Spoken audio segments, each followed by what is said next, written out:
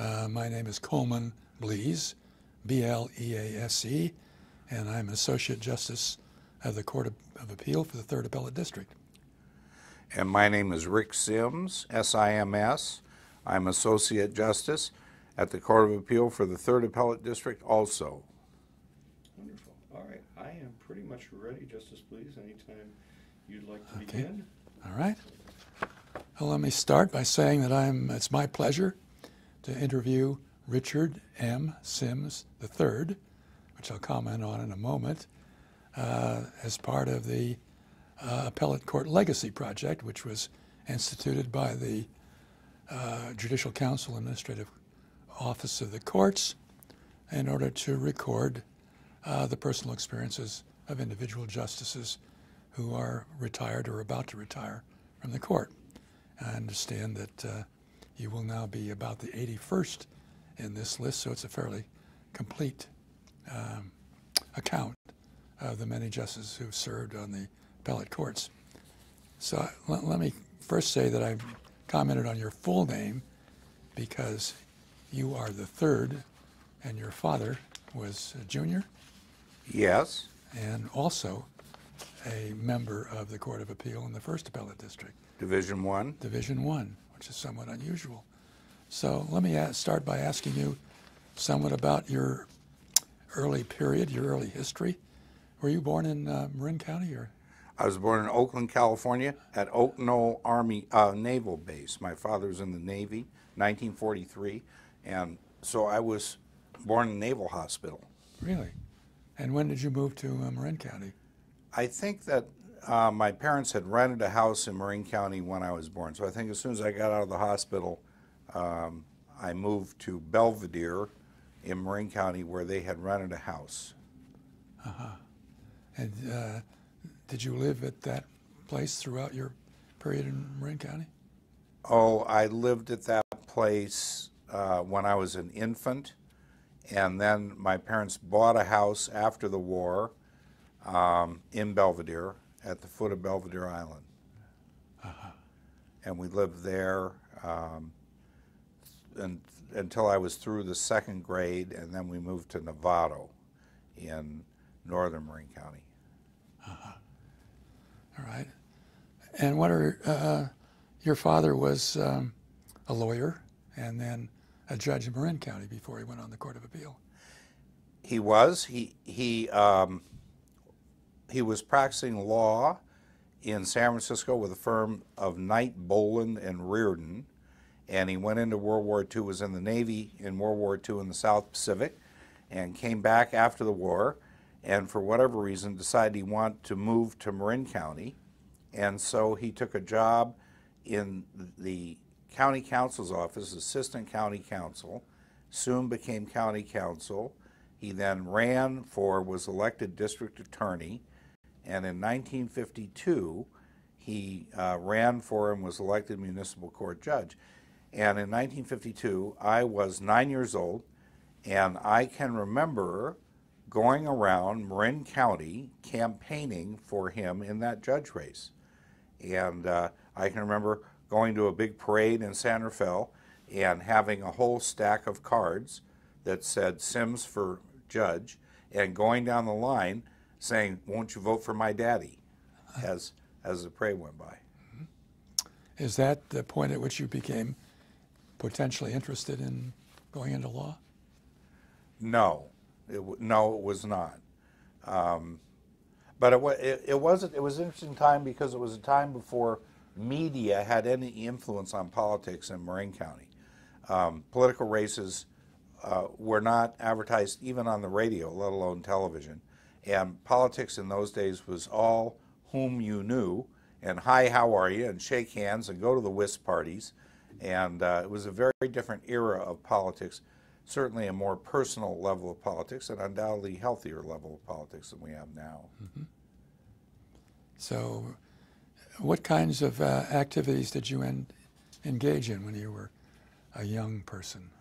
Well, I was very active in 2 organizations. One was the 4-H Club when we lived in Novato. I was in the dairy division of the 4-H Club, and I showed my Holstein heifers at fairs around Northern California, the state fair, that I enjoyed very much. And it was a deal where you would take your heifer to the fair, and you'd be in the barn, and there'd be a lot of straw in the barn, and you would take your sleeping bag and you'd sleep next to your heifer at night with the other 4-H kids there.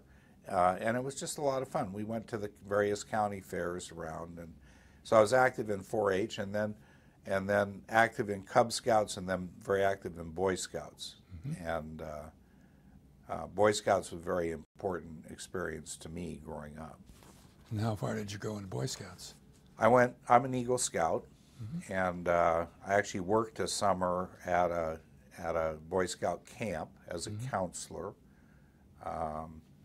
And I have two sons who are now 33 and 31 years old. Peter's 33 and Chris's 31. But when they were growing up in Auburn, they were in Boy Scouts, and I was an assistant scoutmaster of their troop in Auburn for about 6 or 7 years. Mm-hmm. So you started working early on, did you? I went to work when I was 12. Actually, before that, there's an important part of my life that becomes relevant later, because we were living in Marin County, but every summer my mother would take me and my sister then, and then later children, up to Dutch Flat in Placer County, a little mining town, and she'd rent a house, and my father would come up on the weekends. But I would spend virtually all summer until I was 12 years old in Dutch Flat, running around barefoot and trying to get off the hot asphalt, and run from shady spot on the street to shady spot on the street, so your feet wouldn't get too burned, and hanging out a lot at the Dutch Flat Community Swimming Pool.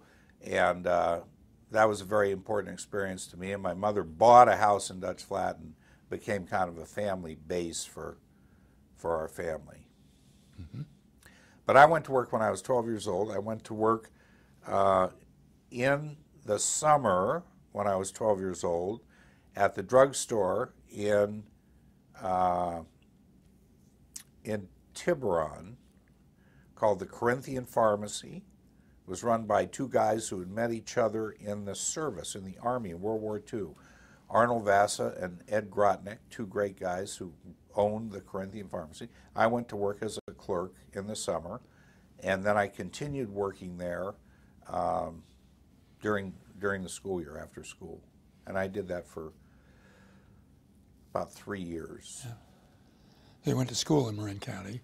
I went to school in Marin County, grammar school and high public school, yeah. And what schools did you attend? In Tiburon, I attended the Reed Grammar School, and in Novato, I attended the Marion Avenue Public School.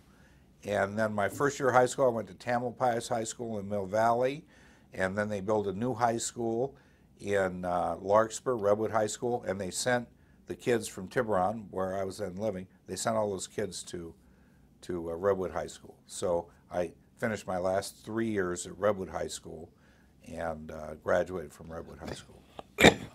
How did you find Redwood High School? I found, among other things, that I had the two best teachers that I ever had at any level of education, including college or law school. One was a math teacher, Charles Kurtz, who was just a wonderful math teacher, and the other was my French teacher, Robert Montner, who taught French. And to give you some example of how good the level of education was in this public high school, by fourth year of French, the entire class was conducted in French. No English was spoken, and Montner had us reading Camus, Sartre, Molière, and discussing all those things in French. And I did not take French in college, but 2 years into college, someone thought it'd be a good idea to take a language proficiency test, foreign language proficiency test. And I took that test having been away from French for a couple of years, and I scored very high on that test, thanks to Robert Montner. I had a wonderful high school education in California public school in every respect, and it equipped me to go on to attend Amherst College in Massachusetts, which is a good school and draws a lot of kids from prep schools in the East. And I found that I was able to compete with the Andover, the Exeter How kids. did you select Amherst? I selected because all the members of my family had all gone to Stanford, and I wanted to do something else. And there was a gentleman in my church in Belvedere, Dave Winslow. I thought was a wonderful guy, and he had been to Amherst, and he kind of recruited me. He kind of introduced me to Amherst College and talked to me about Amherst, and I got to know a little bit about the school, and it seemed like a good fit. And that's kind of how I decided to go there. And what did you study at Amherst? Well, I majored in political science and minored in English. I had enough credits to have a major in English, but my degree says political science, I think. But I took a lot. I mean, I took an awful lot of others. I took a great course in genetics in college that has come back to help me in many ways since then, and even in the law, you know. And how well did you do there? Well, I did well enough so that I graduated cum laude from Amherst, and I was awarded the Charles Rugg Fellowship to study law at Harvard Law School. Really? So I went to Harvard Law School on a fellowship from Amherst, and Your father, so it was well enough. Your father going to Harvard Law School? He as well? had. Yes, he had. So, and we've all had experiences in law school, some of them difficult, more difficult than others. How did you find Harvard Law School? Well, I really didn't like the first year at all. First year at Harvard Law School is a year in which you take classes the whole year, and there are no exams, and all the exams come at a 2-week period at the end of the year in June. And the pressure is incredible. It's the most stress I've ever been under anywhere in my life, including trying cases, was going into finals at Harvard Law School. And that was very difficult. Also, in that era, there were problems in Harvard Law School of being moribund. You have to remember, I was a graduating class of 1968 in Harvard Law School. It was a time of great social interest in the country, some social unrest, although not Harvard Law School, but people were interested in social and political problems. And in my first year at Harvard Law School, I had a property class taught by A. James Kasner, the guy who wrote the textbook Kasner and Leach on Property. And we spent 80% of the school year, we spent from September until the end of April studying feudal conveyances, A to B to C and his heirs, and the variations on feudal conveyancing. And at the time, I was sitting there thinking, you know, this doesn't have anything to do with the real world at all, in any respect. And actually, in retrospect, when I got away from Harvard Law School and when I got into the practice of law, and during 30 years as a judge, I found out that that perception was absolutely correct. It didn't have anything to do with anything. And it was just, to me, an irrelevant undertaking. So I was not happy at the end of my first year at Harvard Law School. I went in to talk to the dean, Dean Bruce, and said I was seriously thinking of transferring to Bolt because I was so disappointed in the property class. And he talked me into staying, and I'm glad I did because the last 2 years were really enjoyable. And you were active in student affairs there? I was active in the Harvard Law School Drama Society. The Drama Society, a little drama society at Harvard, and they wrote and produced their own musical play every year called the Law School Show. And I was in the Law School Show, and I wrote a little bit for the Law School Show. And every year I played the villain in the Law School Show. And by the end of law school, I was very well known because every year I would play the villain. And actually, as you know, in a musical theater productions, usually the villain is the most popular character, actually, the way it works. So by the end of law school, I was well known and was elected president of my class as a consequence of being in the law school show. I also wrote a great line. I want to tell you about the great line I wrote. In the third year, I was playing this dorky guy who lived in the dorms, and so I wrote the following little scene. There are these two girls, attractive girls from Lesley College, that's right next to Harvard Law School, and they're walking along, and they're referring to me, my character, and they're saying, "Well, do you know Dweeby Jackson?" And she says, "Oh yeah, Dweeby Jackson. He's weird. He has naked pictures up on his wall." And the other girl says, "Oh, I don't know. That's not so weird. I know other guys who have naked pictures up on the wall." And the other girl says, "Of Oliver Wendell Holmes?" So that was the line that I wrote in the law school show. Really? I had some wonderful professors at Harvard Law School, and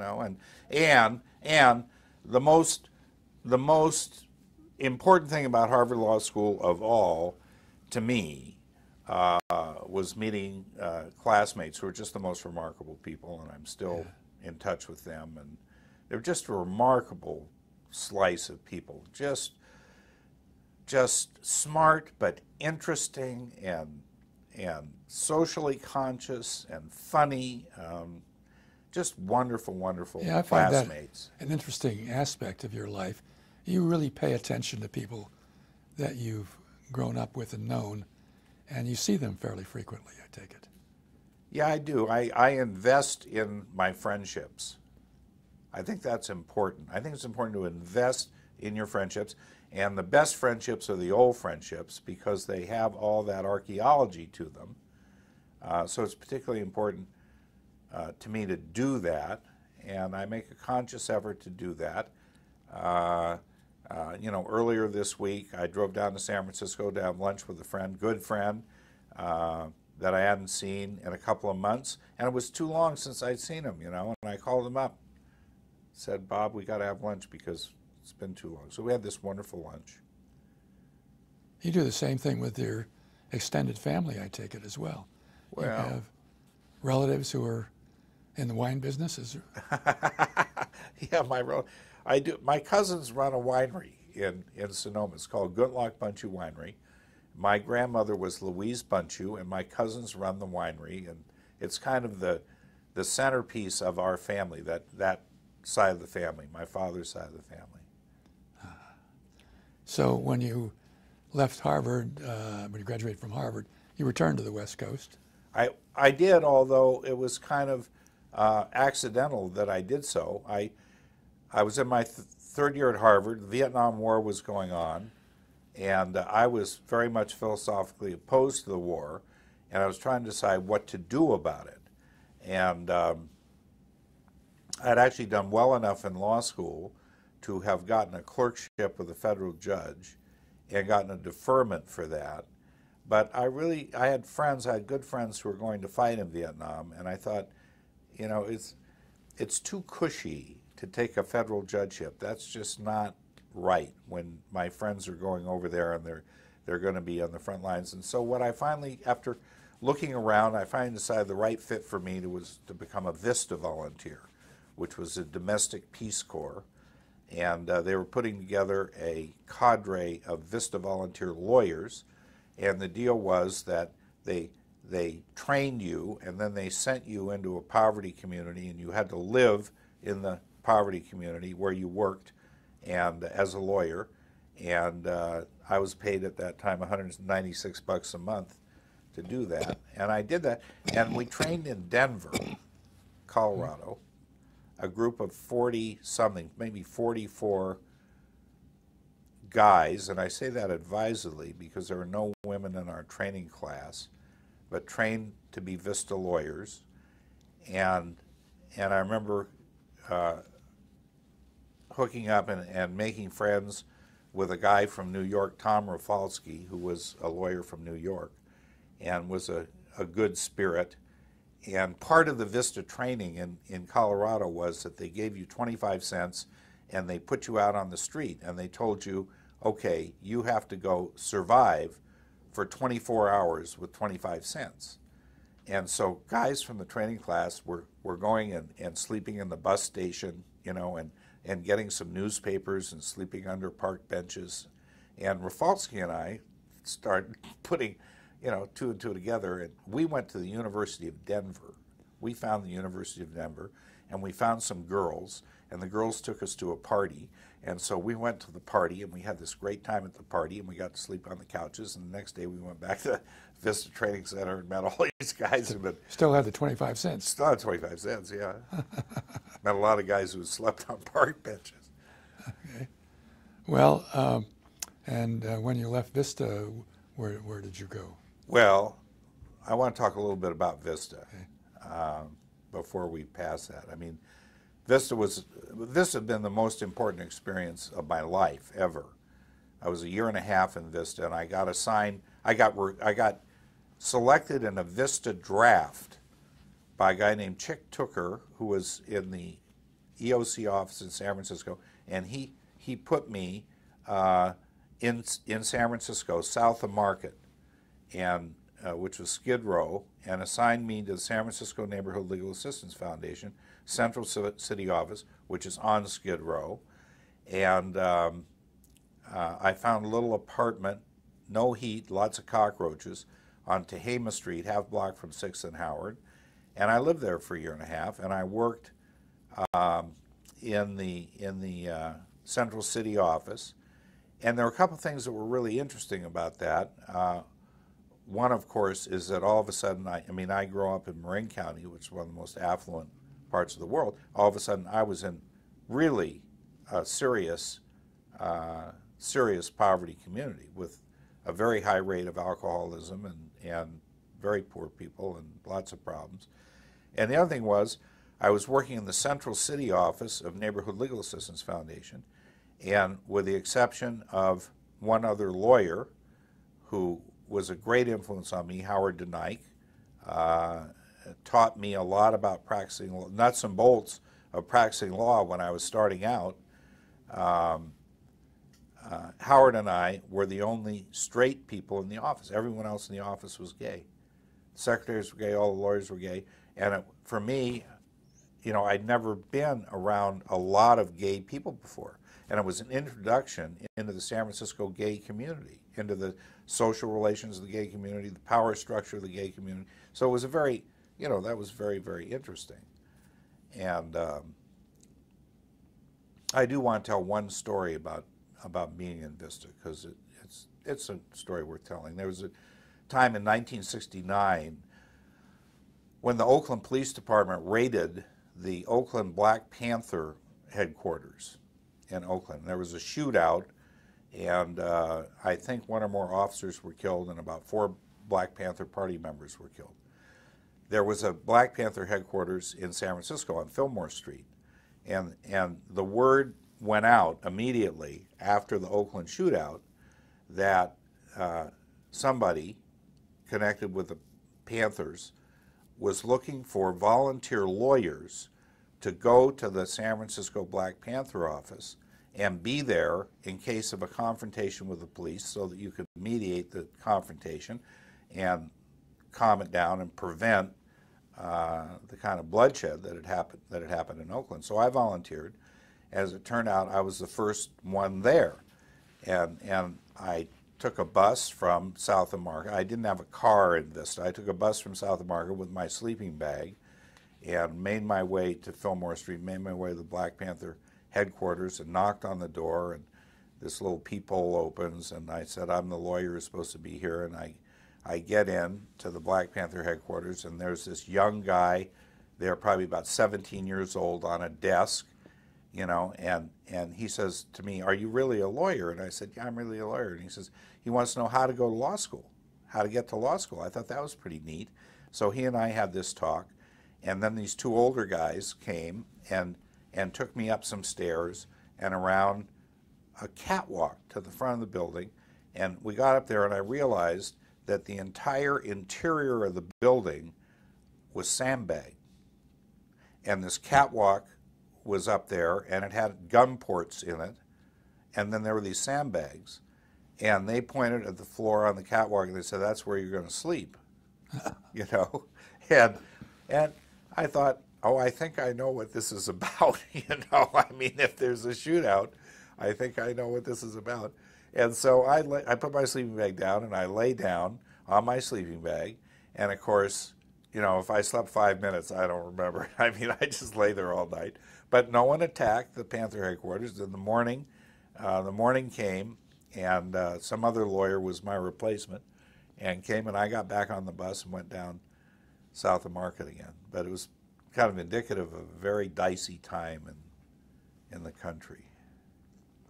So you went from there to the sheriff's department, or? No, I went from there, and I went to work for a committee called the San Francisco Committee on Crime. It was a citizens committee appointed by Mayor Joe Alioto.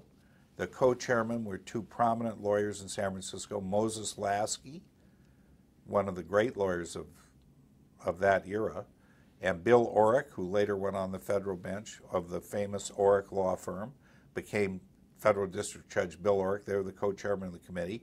And the executive director of the committee was Irv Reichert. It had federal money to study criminal justice in San Francisco. And I went on as assistant executive director, and the committee published a series of reports that I did a lot of writing on.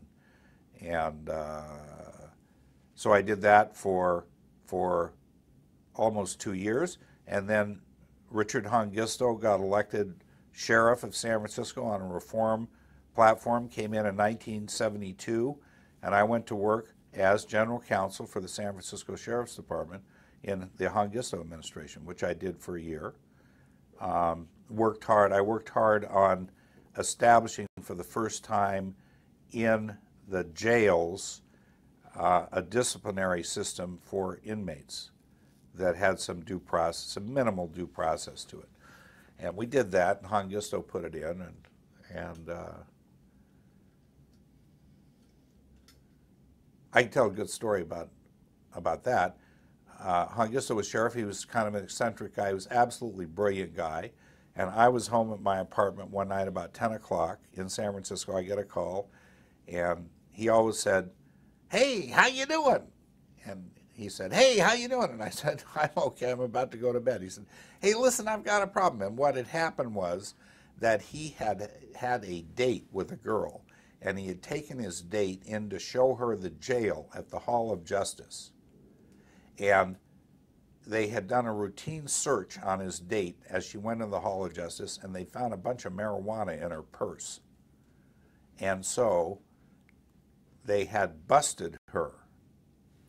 And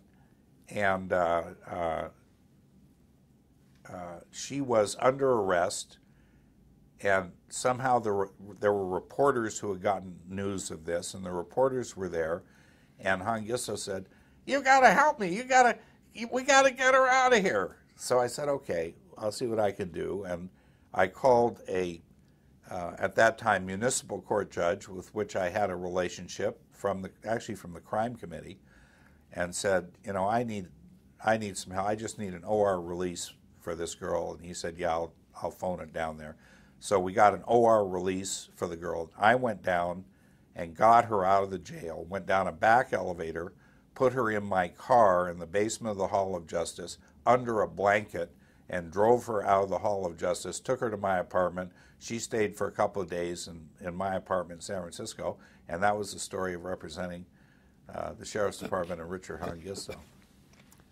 So you went from there in this exciting time to a regular law firm. To an irregular law firm. The famous law firm Penrod, Himmelstein, Savinar, and Sims. Name partner, Penrod, Himmelstein, Savinar, and Sims. In existence from 1972 to 1976, thereabouts. It was a law firm comprised of four of us who had met each other and liked each other as lawyers. And I had gone to college. I had gone to Amherst College with Tim Savinar, and I had met Jim Penrod and Mark Himmelstein. We put together Penrod, Himmelstein, Savinar, and Sims, and the cardinal organizational principle of that law firm was that each guy only worked 9 months a year. And we did that from 73 to 76. Until you ran out of money. Exactly. Exactly. We did that until, I mean, it was a deal where none of us was married. We didn't have any kids. We didn't need that much money. But each one of us took 3 months off every year. And some of us went to Africa. Some of us went to Europe. I took my 3 months and went up to Dutch Flat and lived for 3 months in Dutch Flat and actually went to work for my brother-in-law's father, building roads in Todd Valley outside of Auburn, working on a road crew and doing some writing. So I was writing and doing some reading and building roads during my 3 months that I got. So we did that, and then at the end of that, I went back to a firm, Thielen, Marin, Johnson and Bridges, for which I clerked during law school. I clerked there during law school 2 summers, and I went back, and coincidentally, they were looking for a lawyer with a little experience, which I had at that point. So I signed on with Thielen, Marin, Johnson and Bridges in 1976. And what kind of work did you do there? Well, I was doing mainly construction law of one kind or another. It was all, I was doing litigation, and basically somebody would build something and it wouldn't work. There would be a problem, whether it was a road or a building or a dam or you name it. Someone built something that wouldn't work, and everybody would sue everybody. And Thielen, Marin, Johnson Bridges always had the contractor, and Farella, Brown and Martell always had the architect. Bronson, McKinnon always had the engineer, and we had a lot of, all these cases that were construction cases. They were each case was a different screw up. It was very interesting trying to figure out what had gone wrong and who was liable. And I enjoyed that work very much, and I also enjoyed the people there. It was a law firm that believed that you won lawsuits with good law.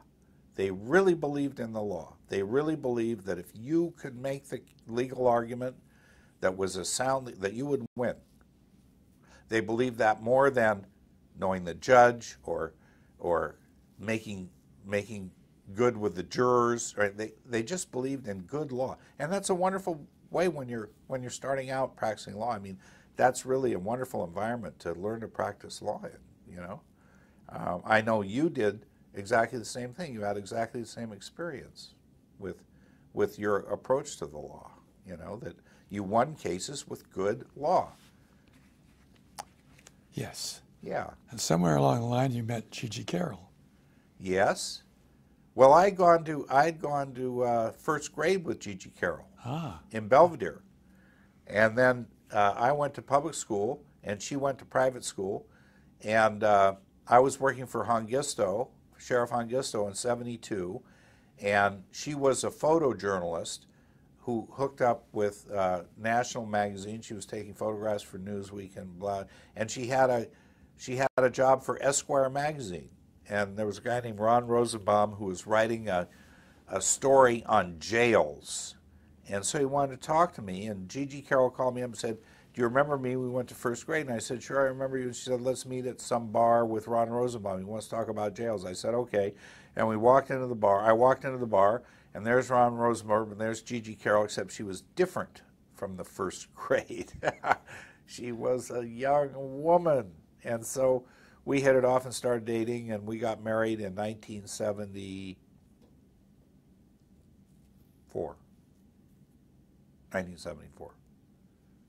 So, and out of that came 2 unusual children. Oh, I don't know how unusual they are, but well, let's start with their middle names. Well, the older one is Peter Eagle Sims, born in 1976, bicentennial baby. And the younger one is Christopher Otter Sims, or as I like to call him, Sea Otter Sims, born in 1978. And well, they've each pursued rather interesting careers. Yeah. my son Peter went to Stanford Business School. And both of them went to Bowdoin College in Maine, and I'm here to testify that Bowdoin College was a wonderful experience for them. Maybe not right place for everybody, but they had a wonderful experience at Bowdoin College. It taught them a lot, taught them how to write well. And Peter went on to Stanford Business School, and he has become an author. He's become a writer, and has co-authored a book that sold well in the business community called True North, that he co-wrote with Bill George, who's a professor at Harvard Business School. And Peter is in the process of finishing up his second book, which is going to be called Little Bets. It'll be on the bookshelves in the spring, just by himself with his own name. My younger son Christo's in a PhD program at Cal, University of California at Berkeley, in the School of Information. Now, when I was going to school, there was the law school, the business school, and you studied history. But at Cal, maybe 10 or 12 years ago, they created the School of Information, and he's in it, and he's going to get a doctorate, God willing. What, pray tell, do they do? I'll be damned if I know. I mean, I've never.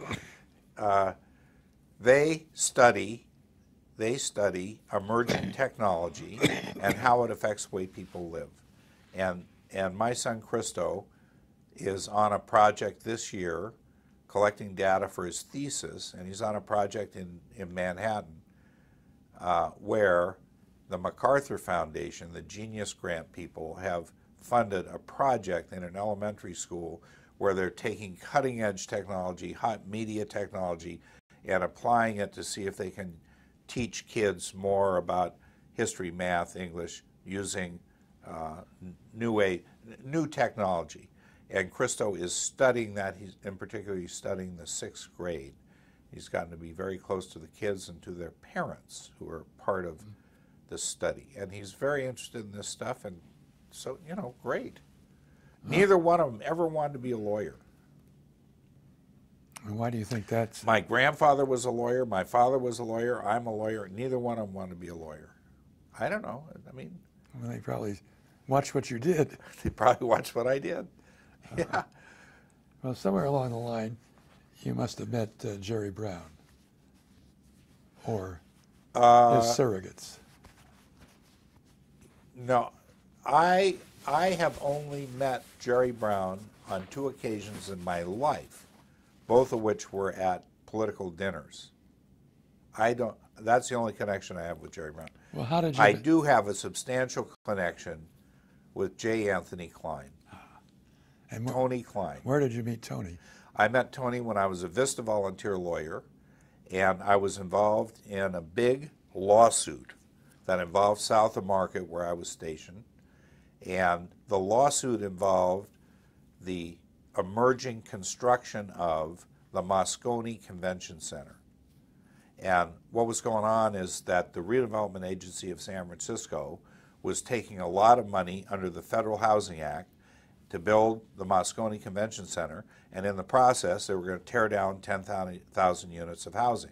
And so a bunch of lawyers, including neighborhood legal assistance lawyers and housing law project lawyers in Berkeley, brought a lawsuit to stop the project and get housing that was being destroyed in the process. And I like to tell people about the lawsuit because it's not a very complicated legal argument. Here's the legal argument. The money comes from the Federal Housing Act. You're tearing down 10,000 units of housing. End of case. And Judge Stanley Weigel and the federal bench in San Francisco saw that it was pretty straightforward, and shut down the project. And they finally built the replacement housing, and now we have Moscone Center. We have a lot of housing for elderly people that we wouldn't have had otherwise. And I worked on that lawsuit with Tony Klein. And Tony Klein helped me get appointed to the trial bench in Placer County, and I'm sure helped me get appointed to this court, although I'm not sure about this court, but I know he helped me get appointed to the trial bench. So Jerry Brown became governor, at least for the first time, maybe the second time, and Tony Klein became his legal secretary. Legal Affairs. Legal Affairs Secretary. Legal Affairs Secretary, yeah. So, Yeah. And I was helped. but you were helped to take a Superior Court position in Placer County, where you did not live at the time. That's right. I was practicing law in San Francisco, Thielen, Marin, Johnson, and Bridges, and the legislature created a new Superior Court position in Placer County, and I wanted, frankly, to move my little family out of the Bay Area and get to Placer County to raise my children. I mean, that's what I really wanted to do. And here's this vacancy that they created, and I heard about it, and I submitted an application for it. And the process kind of went down the road, and there were two local guys who applied, two local lawyers from Placer County who applied for the job, and I applied for the job, and we went along and went through Jenny, and somewhere along the line, one of the lawyers had a massive heart attack and had to withdraw for medical reasons, and the other lawyer was found not qualified by Jenny because of the recommendations of the local lawyers in Placer County. And so I was the only guy left standing. I was the only guy left standing, and I got appointed. Now, I remember your investiture ceremony, which I attended, incidentally. You might tell us about that. Well, when I got appointed, there was a great brouhaha in Placer County. Carpetbagger appointed to judgeship, and there was actually a headline in the Auburn Journal that said, "There have been many breakfast meetings." Well, none of this was good, and that was the climate that in which I arrived in Placer County, and I honestly thought it was somewhat unfair, since I'd spent my entire boyhood in Placer County, and since I'd worked building roads in Todd Valley, and since I knew where the town of Iowa Hill was, where most lawyers who had showed up in Placer County from LA 3 years ago had no idea where Iowa Hill was, and I knew where it was. So I thought it was unfair. But in any event, we had the swearing-in ceremony, and so I started my remarks. Well, the other thing you have to know is that the county seat of Placer County is Auburn, and it is not Placerville. Placerville is actually in El Dorado County. And one thing that happens famously, if you're a trial judge in Placer County, one thing that happens famously is on the day that the trials get sent out, you get phone calls periodically from lawyers who are desperate, who call from Placerville and say, "Your Honor, I'm sorry, God, I had no idea that the county seat was, I'm in Placerville, and I'm going to be late." Okay, it's okay. This happens all the time. But in any event, it comes to my swearing in, and so I got up there and kind of took a deep breath and started off my speech to Placer County by saying, I know that there are many of you who are apprehensive about this appointment because you think that I'm a stranger to Placer County, but I just want to tell you that it's great to be here in Placerville. Wonderful. And fortunately, people laughed, thank God. So people laughed. And then I spent the next 2 years, I had to run for election in 2 years, and I spent the next 2 years campaigning, going around the county to every event, every parade, every fair, Sons of Italy, Lodge 1413, Roseville, all these meetings. And fortunately, I was befriended by two Placer County judges, Keith Sparks, with whom I later served on this bench, and Dick Cousins, one of the great trial judges of our time. And they kind of took me under wing and helped me and mentored me and introduced me around. And certainly, if it were not for their help, I probably would have been defeated in the election. But as it turned out, nobody ran in the election. Now, you had some significant trials during your Superior Court tenure. I did. I had a couple of death penalty cases. In fact, Placer County when I was presiding judge of the Placer County Superior Court, we had 4 trial departments and we had 4 pending death penalty murder cases at the same time. It was awfully tough trying to get civil cases and other cases out. But I had this most amazing death penalty case involving a guy named Floyd Van Ord, and Floyd Van Ord was 21 years old. He had spent a lot of time in St. Elizabeth's Mental Hospital in Washington, D.C. They released him. He bought a Chevy Impala. He drove across the country. He got to Reno. In Reno, he bought a survival rifle, a .22 caliber, one-shot Armalite survival gun, put it in the car, and then that night was driving down Interstate 80, went into Denny's restaurant in Roseville at about 1 o'clock in the morning to get something to eat. And he goes into Denny's restaurant, and there's a girl, and I use that term advisedly, she's about 18, who's a waitress. And she's got a little Denny's waitress outfit on. She comes and waits on him, and he orders something to eat. And he immediately falls in love with her, he thinks. And so he goes out to the car, gets his gun, comes back into the restaurant, and says, "Bring me sherry, get sherry." And she runs in the back of the restaurant, and he goes back and finds her and brings her out and stops at the cash register and takes the money, robbery, takes the money out of the cash register. And there's a guy sitting at the counter at Denny's who's been drinking all night and doing cocaine, and he's really loaded, and he's going to be here. He gets up and starts moving toward Floyd and the girl, and Floyd says, "Don't come," and the guy says, "Put her down, put her down, put her down," and keeps coming, and Floyd fires one shot at the guy. He goes down. Floyd and the girl get out, jump in the car, and take off. The police come, and emergency people come. The victim has been shot once right here with a single .22 shot. They take the victim to the hospital. He's alive. He's talking. He's conscious. They put him on a gurney. They put him outside in the hallway. He's sitting up. He's unattended. He's just sitting there. He's sitting there for about an hour in the hallway waiting for something, surgery or something, at which point all of a sudden he dies. And all of a sudden it's a death penalty murder case because it's murder and commission of a robbery. Meanwhile, Floyd and the girl are driving to Reno, and the girl has the prescience to tell Floyd that this is never going to work with them, and she tells him also she's got to talk to her family about this.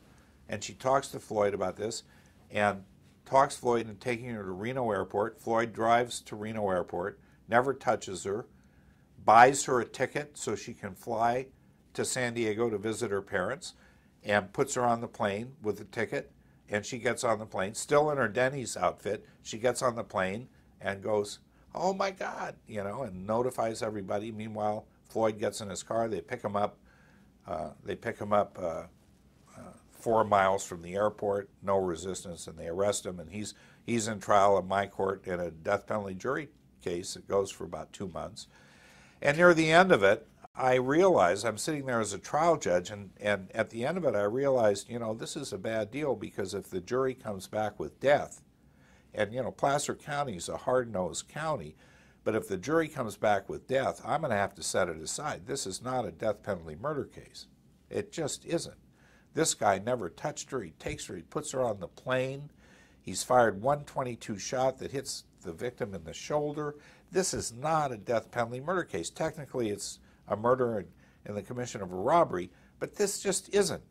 And it was 1982. It was an election year for me, and I'm sitting there thinking, this is going to be tough. I'm going to have to set this aside, and I got to run for election. This is going to be tough, but I knew I had to do it. So the jury goes out. I'm kind of sleepless, waiting for the jury, and the jury comes back, life without parole, did the right thing, and so it was all okay. But it was quite an amazing case, I thought. So you then got an appointment to the 3rd District Court of Appeal. I did. At the end of 82. Correct. To a vacancy created when Justice Cruz Reynoso was appointed to the California Supreme Court. Right. And so I was appointed to that vacancy. And how did you find your greeting at the court? Well, my greeting was very amicable. I had a difficult period of adjustment because I enjoyed the drama of the trial court. I enjoyed the players, I enjoyed the bailiffs, I enjoyed the jurors, I enjoyed the drama unfolding before me of Floyd Van Ord kidnapping the girl and driving her to Reno. I really enjoyed all that, and all of a sudden here, the drama's gone for the most part. There just isn't that drama. There are other things going on that are wonderful, but that drama wasn't there, so there was that break-in period. And also, I had a lot to learn about appellate judging. Fortunately, I had some wonderful, albeit strict teachers in yourself and Bob Pooley and Keith Sparks, who were all, you and Bob Pooley and Keith Sparks were all wonderful teachers to me. But there was a learning curve, I guess, still going on. You know, still going on. Never ends. Never ends, yeah. Okay. Well, we've had some interesting times here. And one of them occurred at a Sacramento bar dinner at McClellan Air Force Base. I think it was Mather. Mather. Yeah. Right. Yeah, I think it was, you and I were talking about this. We thought it's after 1986. Yes. 1986. And so the story is that the Sacramento Bar Association throws a dinner at Mather Air Force Base Officers Club for the 3rd District Court of Appeal. There were 7 of us on the court at that time. And the dinner was a formal dinner, linen tablecloths, held in the Officers Club. And at one end of the Officers Club was a stage. And after dinner, the 7 judges of the 3rd District Court of Appeal got up on the stage and looked out over the audience, and we were seated in chairs in a row along the stage. And by agreement, the protocol was going to be that each of us would introduce another judge who I think was the next senior to that person, as I recall. But I know I had to start out by introducing Bob Pooley, our presiding justice, and I was the first speaker in that event after dinner. And I got up, and just as I was about to speak, this huge horn went off in the Officers Club, and it went like this. It went, "Ho! Ho! Ho!" And I said, "Don't worry, ladies and gentlemen. If this were a nuclear attack, it would have buzzed 3 times." So that was funny. And so then each of us introduced one of the other judges. I introduced Bob Pooley in glowing terms, and it went down the list. Well, as we're going down the list, Justice Hugh Evans had the duty of introducing Justice Francis Carr. The lectern was in the middle of the stage, and I'm on the end of the stage in my chair. And Hugh Evans gets up to introduce Francis Carr and proceeds to tell an off-color joke that refers to Francis Carr as basically being promiscuous. And I'm not sure what motivated him to do that, but all I know is I looked out at the audience and I see that Francis Carr's husband, Osro Gould, who stood all of 5'6" tall, is standing up at the table right in front of the lectern, right at the bottom of the stage. And Osro Gould stands up and points at Hugh Evans and says in the loudest voice, "You, sir, are a cad." And Evans is shocked. He's shocked by this. And there are 500 people in the audience. 500 people, yeah. And Osro Gould is down there remonstrating. "You, sir, are a cad. You have no right to talk about my wife that way." And so then there there are people in the audience who start yelling things, and Francis Carr gets up and turns to Evans and says, "What do you think you're doing? What do you think you're doing? This is ridiculous." And so the whole thing develops into this kind of pandemonium. And just about the time that Francis Carr gets up to confront Evans, I turn my chair to get a better view of what's going on at the podium, and I fall off the stage backwards, just tumble off the stage. And so I'm kind of down in the orchestra pit watching this scene unfold, you know, and there are women. The Marx Brothers at the... Yeah, there are women, younger women, who are standing up at their tables yelling, "You Evans, you bastard, you bastard." I mean, in the middle of this dinner. So finally I get back up on the stage, and by that time Bob Puglia has gone up and commandeered the microphone and said, "Well, I think we're going to shortcut the program," and he had this great, he said, Puglia said, "Well, ladies and gentlemen, you are entitled to see us tonight as we are and not as we wish to be." and so that program ended, and as far as I know, we've never been invited back by the Bar Association. Well, actually, that kind of event never occurred internally in the court. It only occurred in public. Yeah. So we had, actually Hugh Evans was a party to another event that occurred of some prominence. Well, this is really one of my favorite stories about the earlier days of the court. This occurred in the earlier 80s, I'd say about 84, and I call it my oral argument story. And it's a story where we would hear cases in panels of 3 in our ceremonial courtroom, our wonderful courtroom in the Library and Courts building, probably the most single beautiful courtroom in the state of California. Dark wood paneled, very sedate, very, very officious, and panels of 3. And the senior justice of the 3 would be the acting presiding justice and run the show. And the youngest justice would sit as you looked out on the audience, stage left, and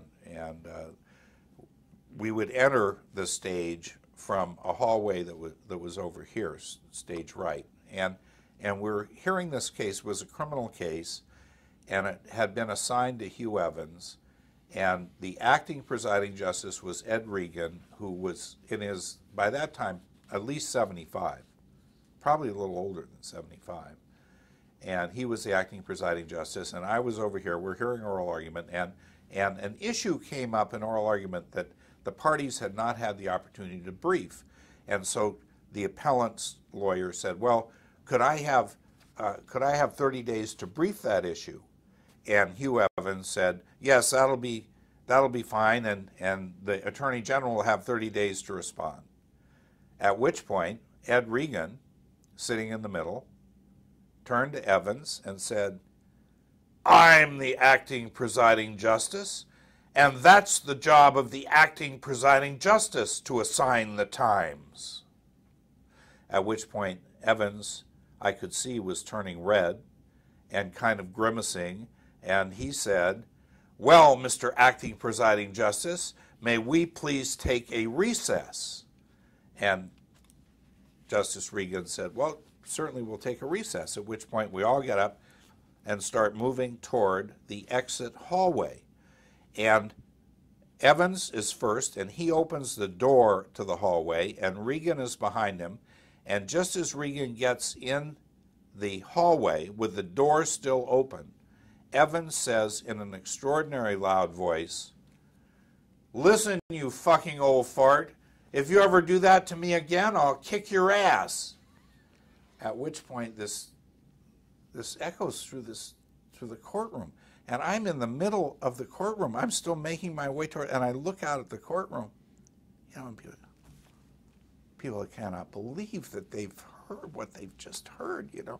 And so I just get out of there as quickly as possible and get in that hall. And I get in the hallway, and here are Evans and Regan with clenched fists, and Evans says, you know, I ought to kick your ass right now. And Regan, who's 76 years old or something, says, I used to be a Golden Gloves boxer. I'll take you on right now. And they kind of jockey this way down the hallway and out into the main hallway of the court, at which point, coincidentally, Francis Carr is walking along and sees this altercation, Evans and Regan in their black robes, and Francis Carr rushes over and says, boys, boys, boys, break this up right now, at which point they do. So Francis Carr rescues the scene, and we we all settle down, and then we go out to hear more oral argument after that. Our oral arguments are recorded, so that recording was a popular piece. I don't which know. circulated amongst the staff. I think maybe it was. At any rate, well, Let me interrupt you if I can and change tape. All right, and we're ready to pick it up again anytime.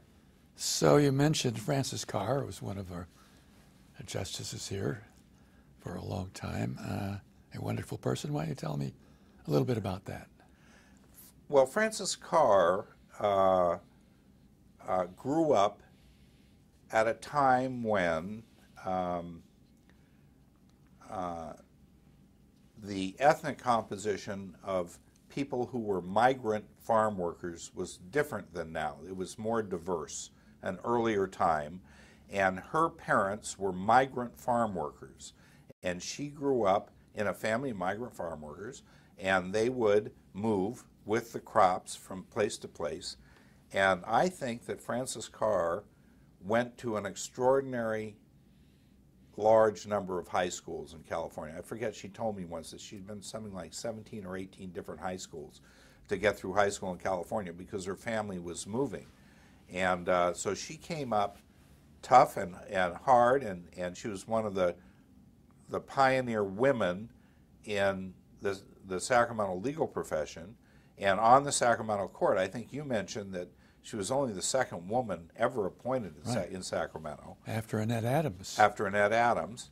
And so she was on our court when I got here, and she was this remarkable combination of a huge heart with a particular fondness for dependent children,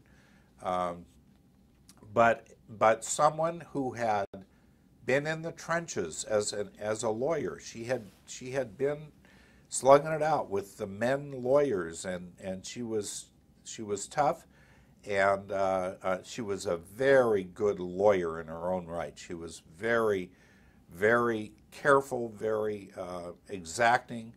One of her traits I thought was interesting is that she was always, forever, as far as I knew her, uniformly tough on women lawyers. She thought that women lawyers had an obligation to maintain the standards of the profession, and that when they were sloppy or ill-prepared, she was tough on them, you know. That I think she felt that it was important for them to carry the ball, carry the flag, and she could be tough on the women lawyers who did not do that. But she's just a remarkable person.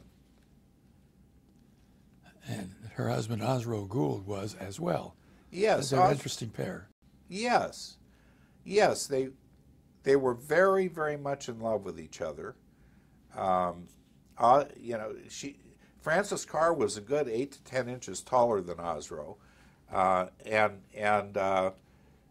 In her practice, I think Francis Carr had done quite a bit of plaintiff's personal injury work, and Osro Gould was an insurance adjuster by profession, and they found, I guess, common ground in talking about claims or something. But Osro was wonderful. Perhaps the most interesting of your colleagues, probably throughout your career here, was our presiding justice, Robert Puglia. Yeah. Really, really wonderful, interesting man. A man who, in his early years, was a Democrat, voted for Adlai Stevenson, had a change of political heart, change of political philosophy, became very conservative by political philosophy, an extraordinarily smart guy, very, very smart, and ultimately, in every case that I was ever on with him, faithful to the law. He had his proclivities, he had his view of the criminal justice system and how crime worked and da-da-da-da. But I'll tell you, in my entire experience, if you got Bob Pooley on the law, you got him on the law. He was always on the law. And he was smart enough so that he could take civil cases, and when there was an analysis that was not correct in the civil case, he could see it and would straighten it out. And I must tell you that the single most rewarding moment that I ever had on the Court of Appeal occurred on a weekend with Bob Pooley, and the situation was one in which an initiative was headed for the ballot that would have created no-fault insurance in California. And the initiative was about 128 pages, typewritten pages long, and a group brought a lawsuit to knock the initiative off the ballot on the ground that it violated the single subject rule of the California Constitution that says an initiative can only embrace one subject. And so it was Bob Pooley's case, and he and I got into this case, and it turned out that what had happened was that in the 128 pages, it did indeed set up a system of no-fault insurance where people who were injured would get compensated without a determination of fault liability for their injuries in automobile accident cases.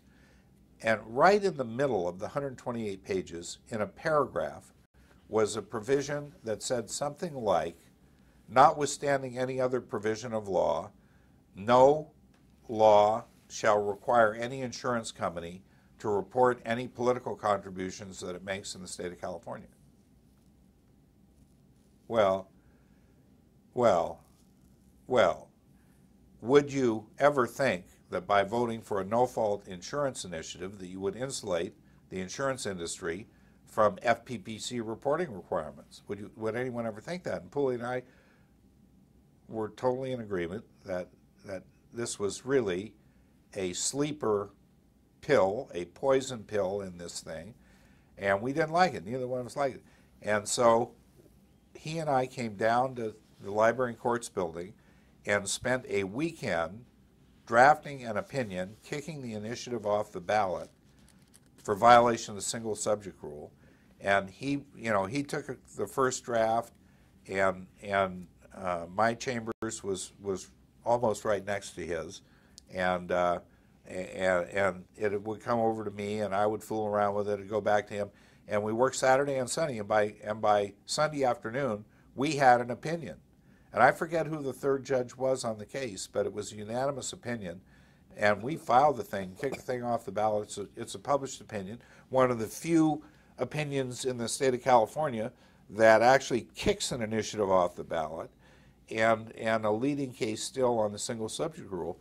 But it was just a wonderful experience working with him on that case because it was just so clear. It just wasn't fair to go about that way. You know, it was a depth charge hidden in this 128 pages. There was no inkling that it was there. Excuse me. Well, you were the author of a very interesting case involving a jurisdiction over Indians, Indian claims, and which I participated. It's unusual because signed it. I signed it. What was unusual about it was apparently there was absolutely no support for that opinion. You want to talk about that? Well, when you and I were talking about getting ready for this interview, and before we go any further, I want to say that this interview strikes me as the ultimate in self-indulgence, and talking for more than an hour about myself, and And I appreciate the fact that other than my sons, Peter and Christo, no one is going to be very much interested in this, but I'm going ahead, notwithstanding I think this is incredibly self-indulgent. But that case, when we were talking about it, that's actually my favorite opinion that I've ever written on the 3rd District Court of Appeal, that opinion. And it's a case in which the Agua Caliente Indian tribe took the position that it was not required to comply with reporting requirements of the Fair Political Practices Commission.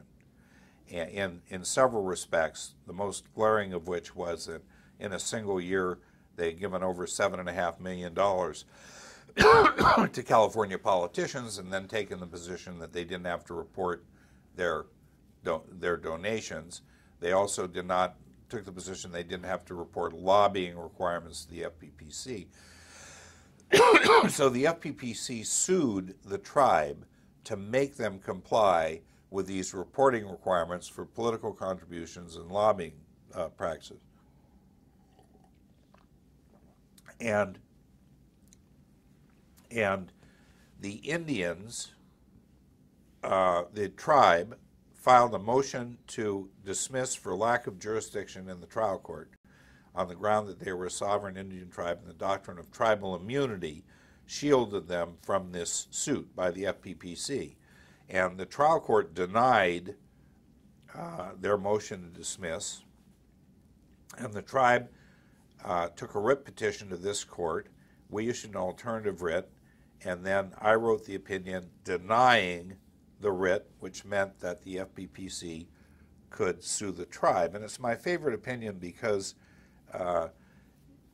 it's an opinion that really did break some new legal ground, and it's also an opinion where actually I kind of figured out the analysis myself, and there are a number of cases where our staff attorneys help with the analysis. This was a case where, I think it's the only 10th Amendment case I've ever been on. Yeah, and 4th Amendment. Well, different part of the 4th Amendment. Yeah, but it was a case in which the argument I like so much because it was really simple. It's a very simple argument. What happened was that my staff attorney, Joanne Medwig, wonderful, wonderful staff attorney, I asked her to tell me everything there was to know about the doctrine of tribal immunity. She came back, among other things, she said, well, it's a common law doctrine. It's made up by the United States Supreme Court. It's not a constitutional doctrine. There's no federal statute. The U.S. Supreme Court just made it up according to its common law powers. And she reported this to me in a memo. And then I started thinking about it, and I started thinking, well, really, the state, through the Fair Political Practices Commission, is asserting a right to have fair political process and fair elections. And that's always been a traditional part of the Republican form of government that's guaranteed by a portion of the 4th Amendment. And then the 10th Amendment says that all rights not granted to the people are reserved to the states.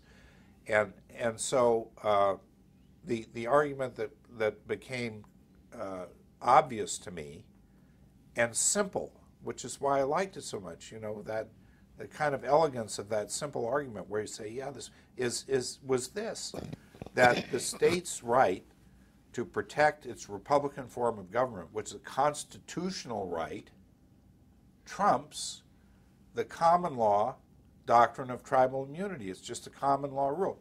Constitution trumps common law rule. That was the opinion. And the Cal Supreme Court granted review of the case, and Justice Ming Chin, wrote the opinion for the Cal Supreme Court, affirming what you and I agreed to, affirming our opinion, and adopting the same analysis, which I thought was good, was nice. Was nice. You want to say a little bit about your relationship with your staff attorneys and how you work with them? Okay. I'm very fortunate to have two very gifted staff attorneys. Joanne Medwood has been with me for 20 plus years, and Brendan Ishikawa has been with me about a year and a half now. And they're both very gifted. And I'll tell you how I work with my staff attorneys. These are my chambers attorneys, we get cases assigned at the beginning of the month, and I read the briefs in those cases, and then I assign the cases to my staff attorneys according to the workload that they have at that time and their interest in different cases and their degree of expertise in different cases. And then they read the briefs and they come in and talk to me, and we have a preliminary take on the case, which could range from, this looks like the analysis, this is the way the analysis is going to be, to, well, tell me more about these cases and what you think about those cases. And so we get into these cases, and then by the end of the month they have a memo to me, and they are both these attorneys are very bright and very conscientious. And it just makes my life pleasant to work with them. I just think the world of both of them. Well, along the line, you had a personal change in your marital life around the year 2000. What happened? Well, my wife Gigi and I separated in the year 2000, and we were living in Auburn, and I moved to Dutch Flat, and bought a little house there. And Gigi moved onto a houseboat, and then in 2001, I started dating our court librarian, Linda Wallahan, and she and I hit it off famously, and she and I got married in 2004, and I moved in with her to her house in Sacramento. But I think the most interesting thing about the whole scenario is that Gigi, ex-wife Gigi, current wife Linda, and I and my two sons are all very good friends. We're all very close. And Gigi and Linda are good friends, and we have all our major holidays together. We have Christmas, Thanksgiving, Easter, all together. And we see each other a lot at other times during the year. So it's worked out for me because I'm much happier being married to Linda Wallahan, but my whole family dynamic is still intact.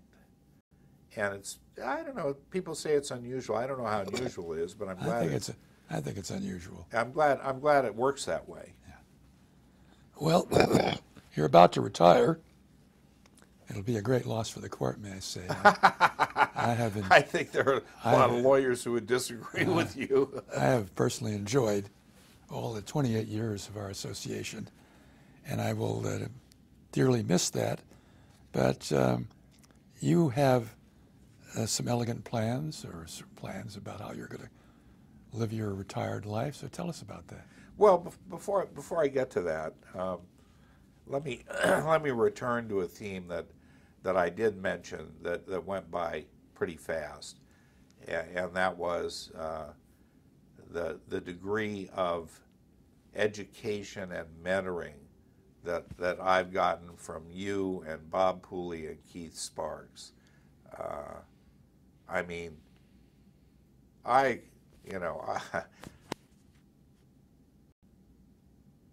really feel a tremendous debt to the three of you for teaching me so much. Let's just leave it at that. Now, retirement. Well, I have a project in mind for retirement, and it is this. It occurs to me that increasingly incumbent state court judges, mainly trial judges, are getting run against in elections for political reasons, not because they are incompetent, because people have a political agenda. And we've seen some orchestrated attempts to do that very recently, and they're increasing all the time. It seems to me that's a very bad thing for the judiciary. These attacks on incumbent state court judges are coming from the left and the right, from all over the place.